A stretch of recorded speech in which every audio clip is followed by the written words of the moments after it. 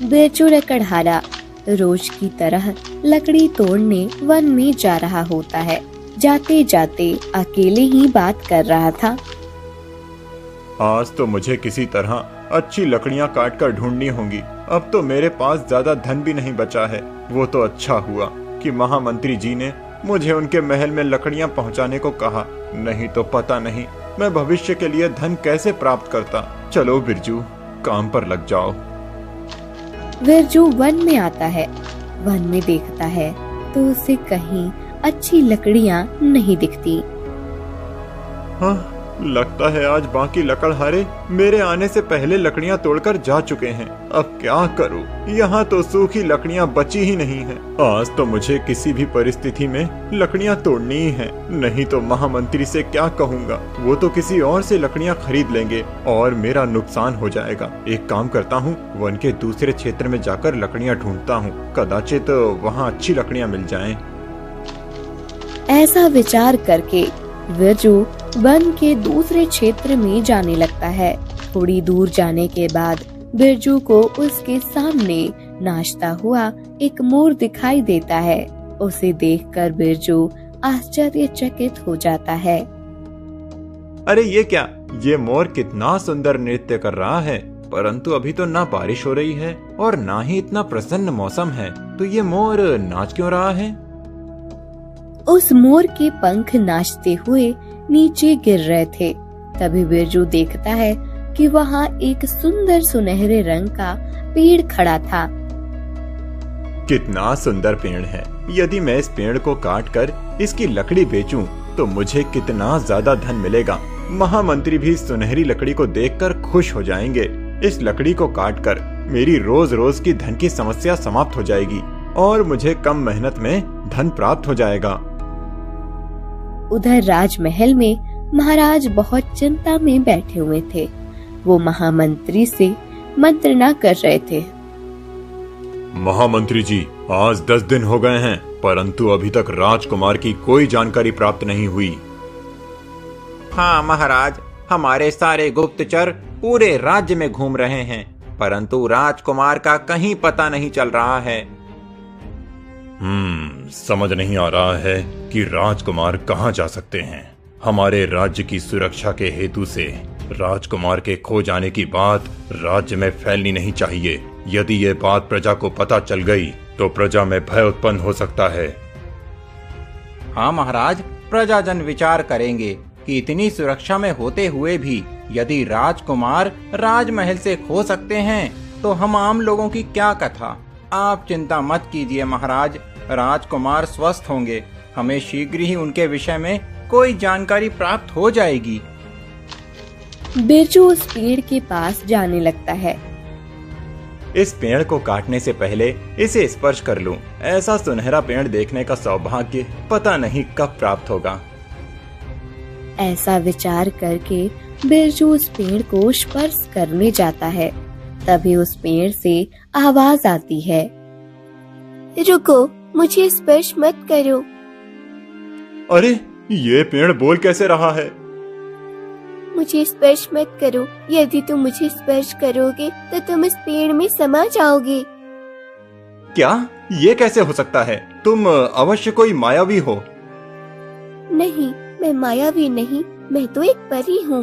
एक भयानक यक्षिनी ने मुझे इस पेड़ में परिवर्तित किया है।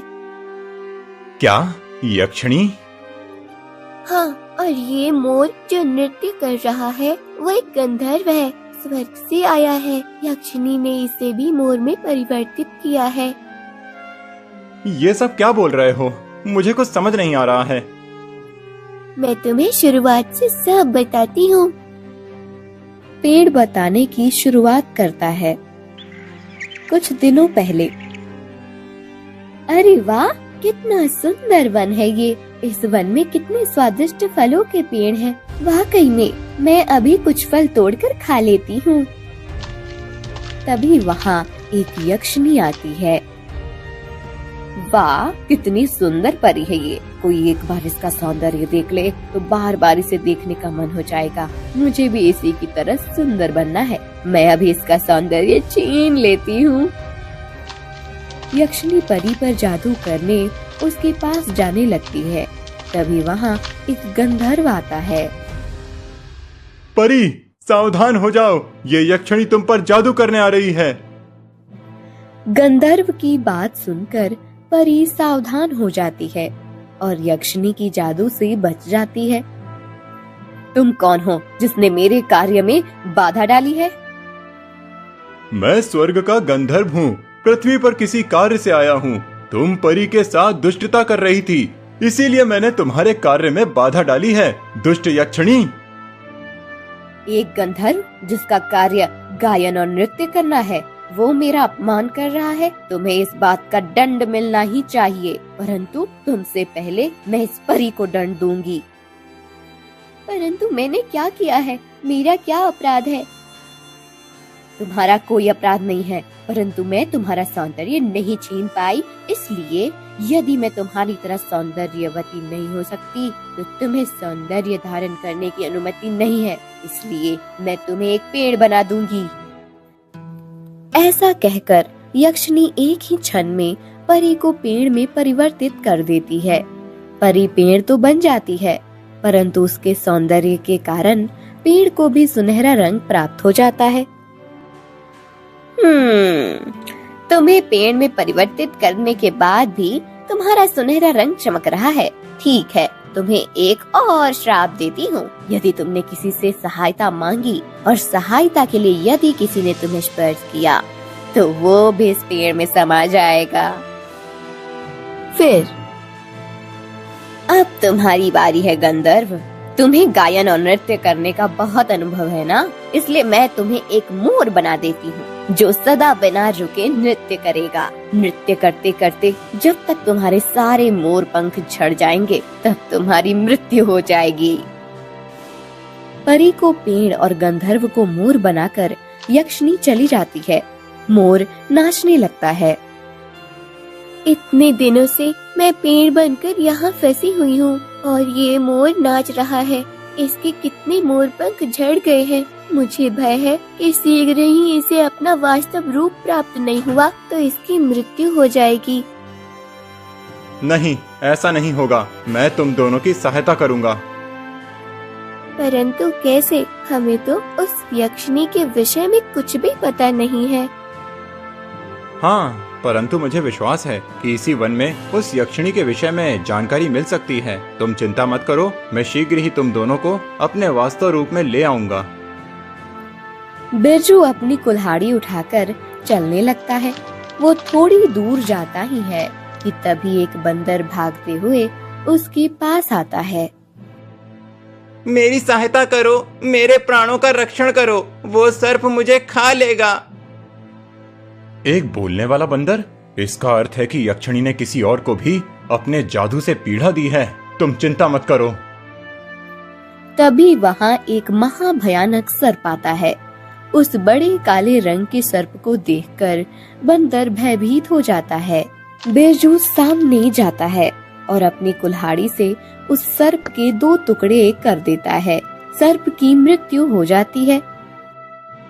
तुम्हारा धन्यवाद लकड़हारे। आज यदि तुम मेरी सहायता नहीं करते तो मैं उस सर्प का भोजन बन जाता। आप वास्तव में कौन हैं? यक्षिणी के विषय में पता चला है, कहीं उसी ने तो आपको इस बंदर का रूप नहीं दिया है? हाँ, तुमने सही पहचाना लकड़हारे। मैं इस राज्य का राजकुमार अनुराग हूँ। उस दिन मैं शिकार के लिए वन में आया था, तब इस यक्षिणी ने मुझे देखा और मुझसे विवाह करने की इच्छा प्रकट की। मैंने उससे विवाह करने के लिए ना कहा, तब उसने मुझे बंदर बना दिया। मैं अब इस वन में फंस गया हूँ। यदि मैंने इस वन का त्याग किया तो वन के बाहर जाते ही मेरी मृत्यु हो जाएगी। इसीलिए मैं इतने दिनों से वन में रहकर सहायता की प्रतीक्षा कर रहा हूँ। परंतु ये सर्प आपका शिकार क्यों करना चाहता था? ये सर्प उस दुष्ट यक्षिणी का है।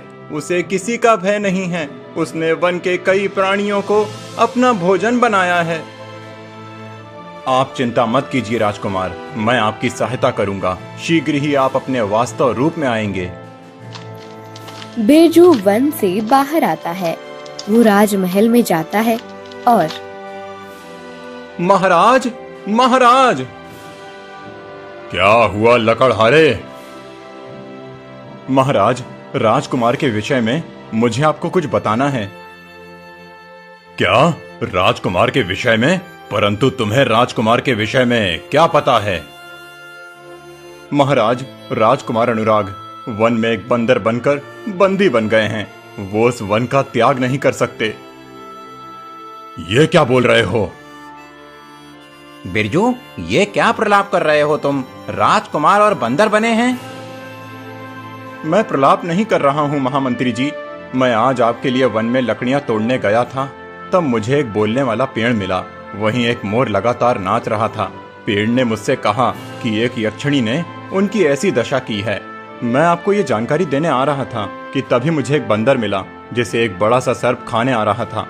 मैंने उस सर्प के टुकड़े टुकड़े कर दिए। तभी बंदर ने मुझे बताया कि वो राजकुमार है। यदि ऐसी बात है तो मैं अभी जाकर उस यक्षिणी को मृत्यु देकर अपने पुत्र और बाकी सबको उसके जादू से मुक्त करता हूँ। नहीं महाराज, मैं जाता हूँ और पहले उस यक्षिणी के विषय में और जानकारी प्राप्त करता हूँ। उसके पास मायावी शक्तियां हैं। हमें सावधानी से काम करना चाहिए। तभी वहाँ महाराज के गुरुदेव आते हैं। बिरजू ठीक कह रहा है राजन। पहले उस यक्षिणी के विषय में पूरी जानकारी प्राप्त होना आवश्यक है। अगले दिन फिर बिरजू वन में आता है और छुप कर देखने लगता है। यक्षिणी आती है, मोर का नृत्य देखती है और फिर कहीं चली जाती है। बिरजू उसके पीछे जाने लगता है। तभी बंदर वहाँ आता है।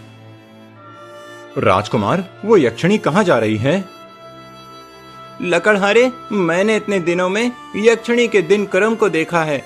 वो रोज यहाँ आती है, मोर का नृत्य देखती है और फिर इस वन में एक सुरंग है, उसके अंदर से एक अंधेरी गुफा में जाती है। मेरे विचार से उसी अंधेरी गुफा में उसका रहस्य छिपा है। कैसा रहस्य? उस अंधेरी गुफा में एक बड़ा मायावी चमगादड़ रहता है। यक्षिणी को उसकी शक्ति उसी चमगादड़ से प्राप्त होती है।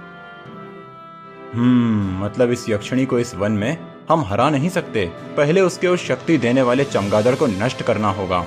मैं अभी जाकर महाराज को ये बात बताता हूँ। बिरजू महाराज के पास आता है और सब बता देता है। बिरजू, तुम ही उस यक्षिणी को पराजित कर सकते हो। तुम्हारा मन साफ है, सबकी सहायता करने के लिए सज्ज हो। तुम्हारे पास धैर्य है, परंतु उस मायावी शक्ति को परास्त करने के लिए कदाचित तुम्हें किसी विशेष वस्तु की आवश्यकता पड़ सकती है।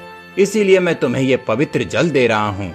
जब भी तुम्हें लगे कि तुम्हें इसका उपयोग करने की आवश्यकता है, तब तुम इसका उपयोग कर लेना। शुभ भवन्तु। गुरुदेव बिरजू को पवित्र जल का कमंडलू देते हैं। अगले दिन सुबह बिरजू वन में आकर छुप जाता है। यक्षिणी आती है और मोर का नृत्य देखकर जाने लगती है। बिरजू उसका पीछा करने लगता है।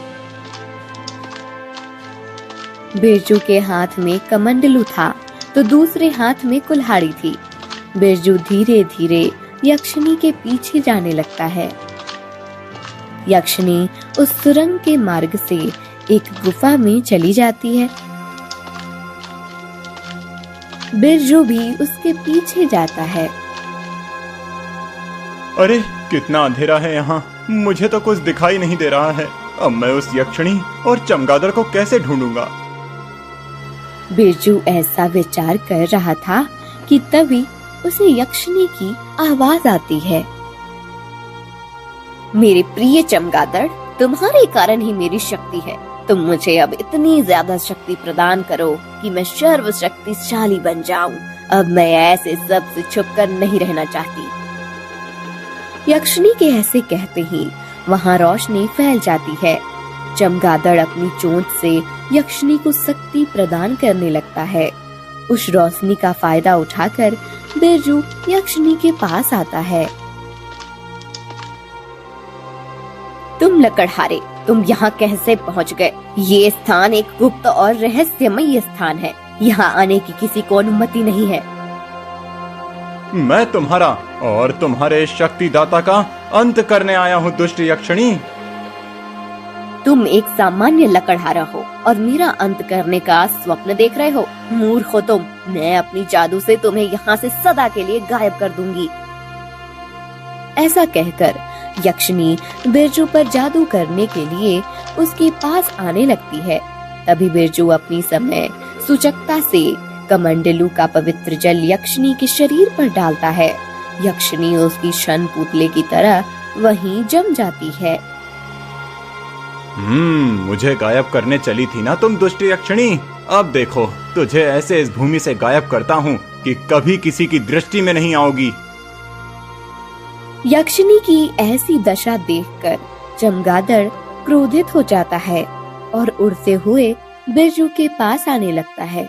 बिरजू फिर से सावधानी से अपने पास आने वाले चमगादड़ पर कुल्हाड़ी मार देता है। कुल्हाड़ी के मार से चमगादड़ का एक पंख कटकर नीचे गिर जाता है।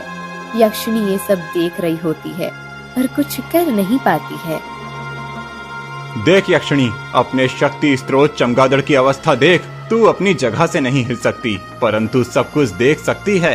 अब देख, मैं इसे और पीड़ा दूंगा और इसकी पीड़ा देखकर तुझे भी पीड़ा होगी। उस परी, गंधर्व और राजकुमार अनुराग को तूने जितनी पीड़ा दी है उससे कई अधिक पीड़ा तुझे भोगनी होगी। बिरजू फिर कुल्हाड़ी का वार करता है और चमगादड़ का दूसरा पंख काट देता है। दोनों पंखों के कट जाने से चमगादड़ तड़प तड़प कर अपने प्राण त्याग देता है। चमगादड़ के प्राण त्यागते ही दुष्ट यक्षिणी भी भूमि में दब जाती है। बिरजू वापस वन में आता है। लकड़हारे, तुम आ गए। हाँ राजकुमार, उस दुष्ट यक्षिणी का अंत हो गया, परंतु उसके बाद भी आप सब अपने वास्तव रूप में कैसे नहीं आए? यक्षिणी का अंत हो गया, परंतु उसके जादू का अंत करने के लिए किसी विशेष शक्ति की आवश्यकता है। फिर बिरजू कुछ विचार करता है और मेरे पास गुरुदेव का दिया हुआ पवित्र जल है, उससे ही यक्षिणी का अंत करना संभव हुआ है। कदाचित ये उसके जादू को भी काट सकता है। फिर बिरजू कमंडलू का पवित्र जल बंदर पर छिड़कता है। एक क्षण में बंदर के स्थान पर वहाँ राजकुमार अनुराग प्रकट हो जाती है। लकड़हारे, तुम्हारा बहुत बहुत धन्यवाद। आज एक बार फिर तुमने मेरी सहायता की है। राजकुमार, अभी मुझे परी और गंधर्व को भी मुक्त करना है। फिर बिरजू उस पेड़ और मोर पर भी पवित्र जल छिड़कता है और वो दोनों भी अपने अपने वास्तव रूप में आते हैं। लकड़हारे, तुम सत्य में बहुत दयालु हो। आज यदि तुम उस दुष्ट यक्षिणी का अंत नहीं करते तो मेरी मृत्यु निश्चित थी। हाँ लकड़हारे, तुमने मेरी भी सहायता की है। बिना किसी स्वार्थ के तुमने हम सब की सहायता की है, इसलिए मैं प्रसन्न हूँ। ऐसा कहकर परी अपनी जादू से एक जादुई कुल्हाड़ी प्रकट करती है। ये लो लकड़हारे, ये एक जादुई कुल्हाड़ी है। मैंने तुम्हें बात करते हुए सुना था कि तुम्हें लकड़ी काटने में कितना मेहनत करनी पड़ती है। अब इस जादुई कुल्हाड़ी से जब तुम पेड़ पर एक बार वार करोगे तो उस पेड़ की सारी लकड़ियाँ अपने आप कटकर उनका गट्ठर बन जाएगा। इससे तुम कम समय में ज्यादा काम कर सकोगे और तुम्हारी मेहनत भी कम होगी। धन्यवाद परी। परी अपने परीलोक चली जाती है। गंधर्व भी स्वर्ग लौट जाते हैं। राजकुमार अनुराग बिरजू को लेकर राजमहल आता है। बिरजू का शौर्य देखकर महाराज भी उससे प्रसन्न होते हैं और उसे एक बड़ा सा घर भेंट में देते हैं। लकड़हारे का भाग्य बदल जाता है। फूलनगर गांव में रहने वाला एक गरीब किसान अपने घर के बाहर बैठा हुआ था। उसके पास कुछ बकरियां और मुर्गियां भी थी। उसने अपने बेटे गोपाल से कहा, गोपाल, मैं खेत जा रहा हूँ। इस बार भी फसल अच्छी नहीं आई है, पर देखता हूँ जितना है उसमें कुछ हो सके। तुम बकरियों को चराने वन में जाओ। वन में अच्छी ताजी घास मिलती है। जी पिताजी, मैं पहले मुर्गियों को खाना खिला देता हूँ और फिर बकरियों को ले जाता हूँ। गोपाल मुर्गियों को खाना देकर बकरियों को वन में ले जाता है। सभी बकरियां पेट भर के घास खाती हैं। अंधेरा होने लगता है। चलो, अंधेरा होने लगा है, अब बकरियों को वापस ले जाना चाहिए। गोपाल सभी बकरियों को घर वापस ले जाने लगता है। गोपाल के पीछे सभी बकरियां जाने लगती हैं। तभी वहाँ एक लोमड़ी आती है। इतनी सारी बकरियां देखकर लोमड़ी के मुंह में पानी आ जाता है। लोमड़ी एक पेड़ के पीछे छुप जाती है। अरे वाह, मैं तो शिकार के लिए बाहर निकली थी, परंतु आज तो मेरा भाग्य उज्जवल है। इतनी सारी बकरियां एक साथ, कितने दिनों में ऐसी शिकार नहीं खाई है। रोज रोज वो छोटे छोटे खरगोश और गिलहरियां खाकर मेरे मुंह का स्वाद बिगड़ गया है। आज बकरी का ताजा मांस खाकर मजा आ जाएगा। लोमड़ी धीरे धीरे आगे जाने लगती है। गोपाल के पीछे बकरियां चल रही होती हैं। तभी सबसे पीछे चल रही बकरी पर पीछे से आकर लोमड़ी झपट पड़ती है। वो बकरी की गर्दन को ही पकड़ लेती है। बेचारी बकरी की मुंह से आह तक नहीं निकलती और लोमड़ी उस बकरी को लेकर भाग जाती है। गोपाल और कुछ देर चलता, फिर गोपाल घर लौट आता है। आ गए बेटा, अब सभी बकरियों को बांध दो और हाथ मुंह धोकर खाना खा लो। तुम्हारे बापू भी खेत से वापस आ गए हैं। गोपाल बकरियों को बांधने लगता है। तभी नंदन वहाँ आता है और अरे ये क्या गोपाल, एक बकरी कहाँ है? सभी तो यही है बापू। नहीं, एक बकरी कम है, देखो। गोपाल ध्यान से देखता है तो उसे पता चलता है कि एक बकरी कम है। बताओ, कहाँ है एक बकरी? पता नहीं बापू, सभी मेरे पीछे ही चल रही थी, कैसे भाग गई समझ नहीं आ रहा है। क्या तुम बकरियों के आगे चल रहे थे? अरे इतना भी नहीं जानते कि जब हम जानवरों को चराने जाते हैं तब हमें उनके पीछे चलना चाहिए। कहीं हमारी बकरी को कोई वन्य प्राणी तो नहीं ले गया?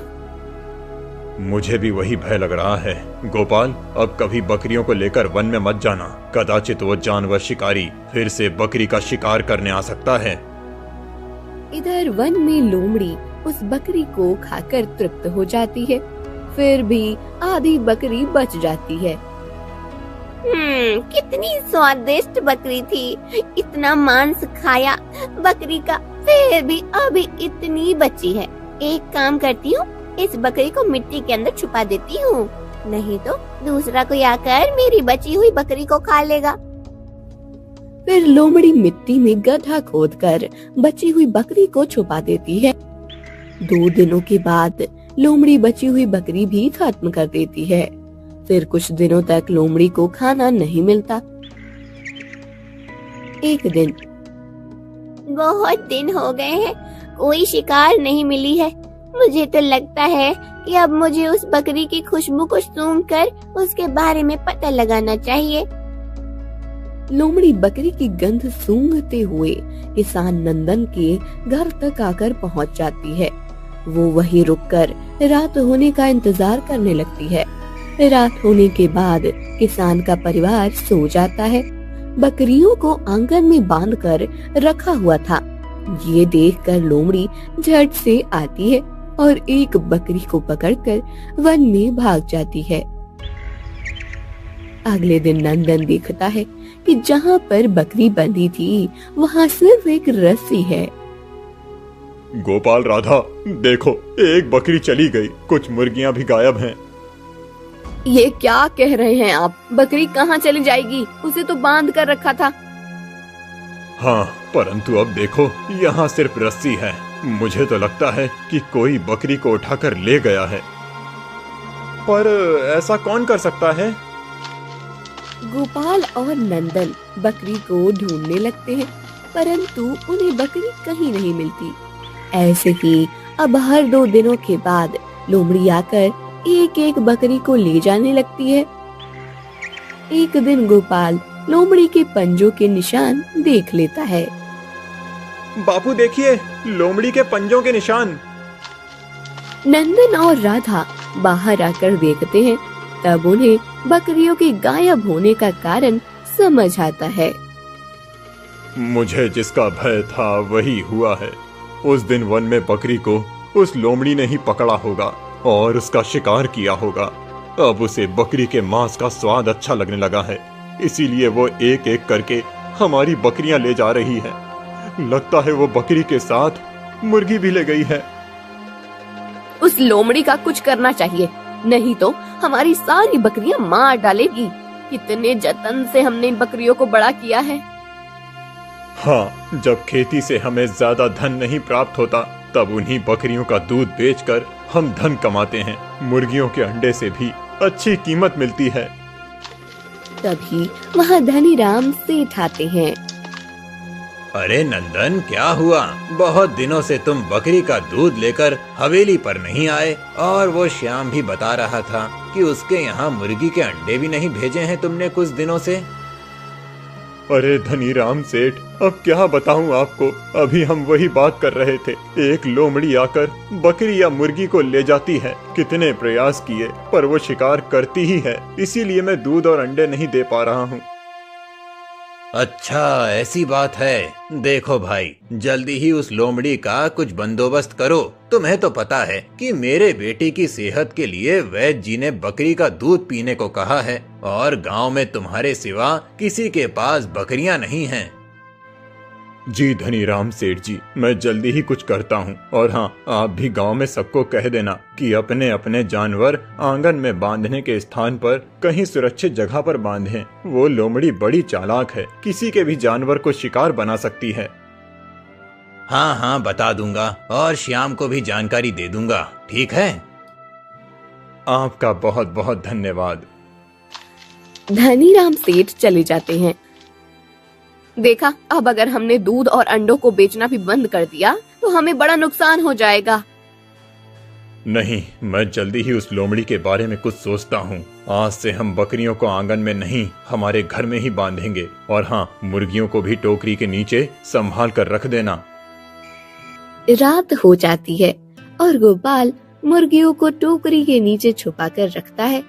बकरियों को घर के अंदर बांधकर सभी सो जाते हैं। लोमड़ी फिर से नंदन के घर के बाहर आती है। वो देखती है कि एक भी बकरी बाहर नहीं है। अरे, ये बकरियां कहाँ गईं? लगता है कि इस किसान को पता चल गया है कि मैं ही इसकी बकरियों की शिकार कर रही हूँ। परंतु अब मैं क्या करूँ? भूख तो बहुत लगी है। लोमड़ी विचार करने लगती है। तभी उसे मुर्गियों की खुशबू आती है। लोमड़ी टोकरी के नीचे से एक मुर्गा को पकड़कर ले जाती है। अगले दिन नंदन देखता है कि लोमड़ी मुर्गा को ले गई है। इतना छुपा कर रखने के बाद भी वो लोमड़ी मुर्गी को ले ही गई। आज रात को हमें और सतर्क रहना पड़ेगा। नंदन और गोपाल मिलकर पूरे आंगन में कांटे बिछा देते हैं। अब अगर लोमड़ी आएगी तो उसके पंजों में ये कांटे चुभ जाएंगे और वो आगे नहीं बढ़ पाएगी। नंदन और गोपाल जाकर सो जाते हैं। अंधेरा होने के बाद वो लोमड़ी वहाँ आती है। आज एक नहीं 2 मुर्गियों की दावत उड़ाऊंगी मैं। ऐसा विचार करके लोमड़ी अपने एक पंजा आगे रखती है कि तभी उसके पंजे में कांट चुभ जाता है। मैं तो समझती थी इस गरीब किसान की बकरियां और मुर्गियों में आसानी से चुरा सकती हूँ, पर ये तो बड़ा बुद्धिमान निकला। मुझे फंसाने के लिए कांटे बिछा रखी है इसने। अब इसे दिखाती हूँ कि एक लोमड़ी कितना चालाक होती है। मेरे जितनी चालाकी तुझ में नहीं है किसान। फिर लोमड़ी किसान के घर से थोड़ी दूर जाती है। अपने पंजों से जमीन में एक बड़ी सुरंग खोदकर किसान के घर के नीचे से मुर्गियों की टोकरी तक पहुंचती है। मुर्गी को पकड़कर सुरंग के मार्ग से वन में चली जाती है। रोज लोमड़ी ऐसे ही सुरंग के मार्ग से आती और मुर्गी को खा लेती है। एक दिन गोपाल, कल से खेती का काम शुरू हो जाएगा, इसीलिए तुम्हें अब मेरे साथ खेतों में आना है। तुम्हारी माँ भी हमारे साथ आएगी। हाँ बापू, तीनों मिलकर काम करेंगे तो हमारी फसल अच्छी आ जाएगी। नंदन, गोपाल और राधा तीनों भी अब दिन भर खेत में काम करने लगते हैं। एक दिन उन्हें काम करते करते रात हो जाती है। लोमड़ी सुरंग से होकर किसान के घर तक आती है। तब वो देखती है कि घर में कोई नहीं है। अरे वाह, लगता है आज किसान अभी तक लौट कर घर नहीं आया है। आज तो मैं बकरी को ही खाऊंगी। ऐसा कहकर जैसे ही लोमड़ी बकरी को पकड़कर वन में ले जाती है, कई दिनों तक बकरी और मुर्गियों को खाने के कारण से लोमड़ी एकदम तगड़ी बन गई थी। उसके शरीर का आकार बहुत बढ़ गया था। घर आने के बाद नंदन ने देखा कि लोमड़ी ने आज फिर बकरी का शिकार किया है। ये लोमड़ी तो बहुत चालाक है। मुर्गियों को छुपा कर रखा, बकरियों को घर के अंदर बांध कर रखा, यहाँ तक कि उस लोमड़ी को फंसाने के लिए पूरे आंगन में कांटे बिछाए, फिर भी ये सुरंग बनाकर आने लगी है। अब हम इस लोमड़ी का क्या करें? हमारे पास तो कोई शस्त्र भी नहीं है। शस्त्र होकर भी क्या उपयोग माँ, वो लोमड़ी बहुत चालाक है, उसे मारना इतना आसान नहीं है। गोपाल ठीक कह रहा है। अब हमें इस लोमड़ी को सबक सिखाने के लिए किसी और की सहायता से कुछ करना होगा। आप क्या विचार कर रहे हैं? बताता हूँ। कुछ दिन बीत जाते हैं। इधर वन में उस तगड़ी लोमड़ी को देखकर एक शेर उसके पीछे पड़ जाता है। लोमड़ी पानी पीने के लिए नदी पर जाती है। इतनी तगड़ी लोमड़ी तो पहले कभी नहीं देखी है। कितना स्वादिष्ट मांस होगा इस लोमड़ी का। मुझे अभी इसका शिकार करना चाहिए। शेर धीरे धीरे लोमड़ी के पीछे आने लगता है। जैसे ही शेर लोमड़ी पर झटकने वाला होता है, लोमड़ी नदी के पानी में उसका प्रतिबिंब देख लेती है और पीछे मुड़ जाती है। नहीं नहीं वनराज, मुझे मेरी शिकार मत कीजिए। तुम जैसी तगड़ी लोमड़ी मैंने पहली बार देखी है। ऐसी लोमड़ी के सामने होते हुए भी उसका शिकार न करने की मूर्खता मैं नहीं कर सकता। मैं तुम्हें अपना भोजन अवश्य बनाऊंगा। आपकी बात सही है वनराज, परंतु आप विचार कीजिए कि मैं इतनी तगड़ी कैसी बनी हूँ। वनराज, गांव में किसान है, उसके पास बहुत सारी बकरियां और मुर्गियां हैं। उन्हें खाकर ही मैं इतनी तगड़ी बनी हूँ। इतना स्वादिष्ट मांस है उन बकरियों का कि क्या बताऊँ। आप मेरा भोजन अवश्य कीजिए, परंतु मेरा आपसे अनुरोध है कि आप एक बार उस बकरी को खा कर देखिए। मुझे पूरा विश्वास है कि आपको उसके मांस का स्वाद बहुत पसंद आएगा। अच्छा, यदि ऐसी बात है तो चलो। अभी नहीं वनराज, अंधेरा होने के बाद हम जाएंगे। परंतु एक बात याद रखना, यदि मुझे बकरी का मांस नहीं मिला तो मैं तुम्हें खा जाऊंगा। लोमड़ी और शेर अंधेरा होने का इंतजार करने लगते हैं। लोमड़ी को लग रहा होता है कि उसने कितनी आसानी से शेर को मूर्ख बनाया है। इधर नंदन अपने एक कुम्हार दोस्त से आकर मिलता है। अरे नंदन, तुम कितने दिनों के बाद आए हो? हाँ, अब क्या कहूँ, तुम्हारी सहायता की आवश्यकता है। हाँ बताओ, क्या हुआ? मुझे जितनी हो सके उतनी जल्दी मिट्टी की बनी कुछ बकरियां चाहिए। अरे ये क्या कह रहे हो? मिट्टी की बकरियां? तुम्हारे पास तो इतनी बकरियां हैं, फिर ये मिट्टी की बकरियां क्यों? अरे एक चालाक लोमड़ी ने बड़ी समस्या खड़ी कर दी है। रोज आकर कभी बकरी तो कभी मुर्गी चुरा कर ले जाती है। अब मुझे उसे सबक सिखाना है, इसीलिए मुझे मिट्टी की बकरियां बनाकर दे दो। ठीक है। भोला नंदन को मिट्टी की बकरियां बनाकर देता है। नंदन उन बकरियों को आंगन में बांध देता है।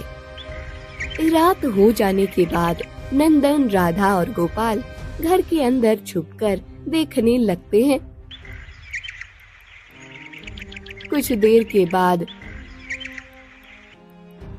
लोमड़ी आती है और उसके पीछे शेर भी आता है। इतने सारे बकरियों को देखकर शेर जोर से दहाड़ता है। अरे अरे वनराज, ये आप क्या कर रहे हैं? आपकी दहाड़ की आवाज अगर गांव वालों ने सुन ली तो वो सतर्क हो जाएंगे।